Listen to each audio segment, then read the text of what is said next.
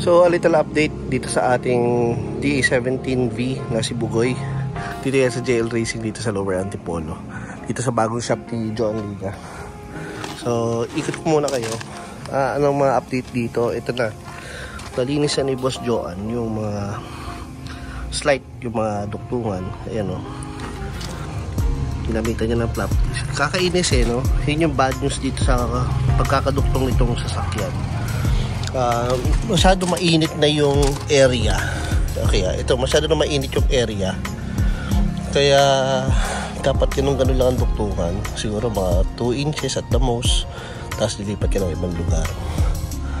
Tapos pag lipat ka dito hanggang mabuo mo siya. Para kasi maiwasan yung sobrang init ng metal. Sobrang init ng metal. Yung metal nag-warp. Lalo na yung mga lata ng ating mga DA17 malambot. Yun lang yung kinapangit ng duktungan na ginawa doon sa Asia, Japan. So kung kukuha kayo ng sasakyan na balak nyo kayo ang magduktong, mas maganda ganun ang gagawin yung way ng pagduktong nung sasakyan. Dito ang dami namin hinabol. Ang daming hinabol ni John dito. Pinalamanan niya na lang. Kasi slightly off to Slightly lang naman. Kung ok-ok ka, yun, mapapansin mo yun. Kung ok-ok ka sa mga konting bagay. Alam mo yung sinasabi ko na ok-ok. Ayun, alam niyo na. Katulad ito si Joan Liga nagduktong nito. Nakita ko paano niya dinuktong to. Parang kapi-kapiraso lang. Tapos lipat siya dito. Nung lumamig na to, saka niya tinabihan ng panibago. Ganun din doon sa kabilang side. So hanggang mabuo niya yung duktungan nito, hindi masyado nag-warp yung metal.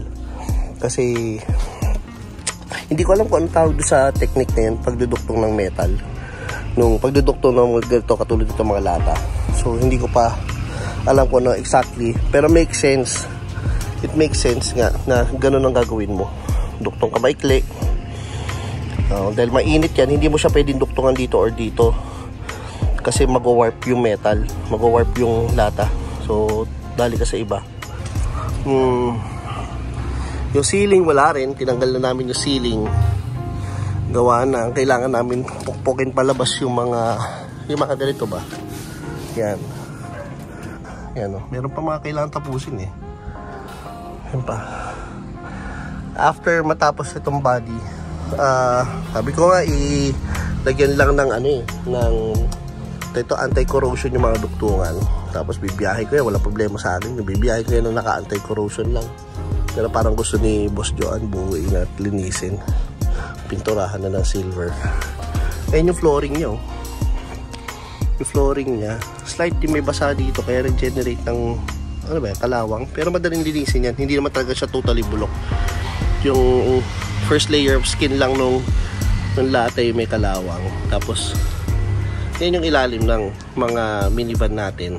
Then after nung malatero nito, ayusin natin yung yung body module, yung mga wirings under dun sa dashboard, di ba? Kaya nga sa mga previous video ko naka-indicate yung mga warning lights. Yung pala maraming wires pa na hindi nakadikit at hindi nakatama.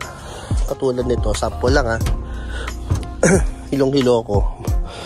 Yung sa seatbelt pala, hindi rin nakakabit. Ayan kinabit ko po yung sa seatbelt. Nawala yung isang, gumana na yung isang ilaw doon sa gauge. Tapos isa is, kaya pala hindi siya automatic door lock dito sa likuran kasi naka-disconnect pa to. So yun, yung may mga, ganyan kasi itong, yan, dito yan nakakabit So nag-automatic door locks. Magkabila yan pag same doon sa kabila.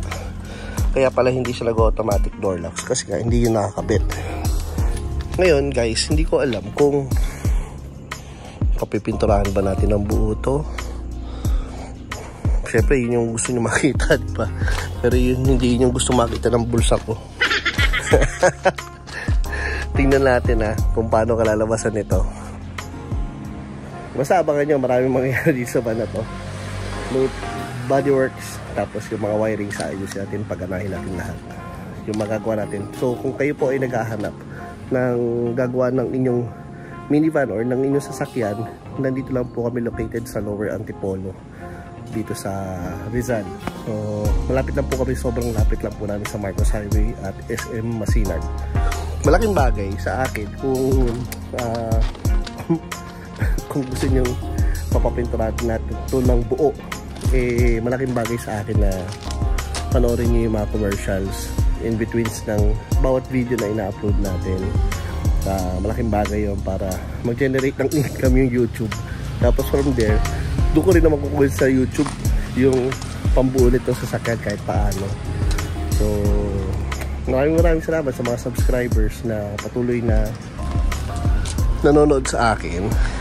Even from the beginning of my vlog, yung patungkol sa mga Nissan Sentra, pinapanood nyo na ako at pinafollow nyo na kami ni Boss Joe Andinga. Maraming salamat do sa mga subscribers na nagpunta dito sa shop para dito ipagawa yung kanilang mga sasakyan. Miski hindi Sentra, miski hindi Suzuki Minivan. For inquiries, inquire lang po kayo sa akin Facebook page or message nyo po ako dito sa, mag-comment lang po kayo sa comment section nitong video na ito. Maraming salamat. God bless everyone. Peace out.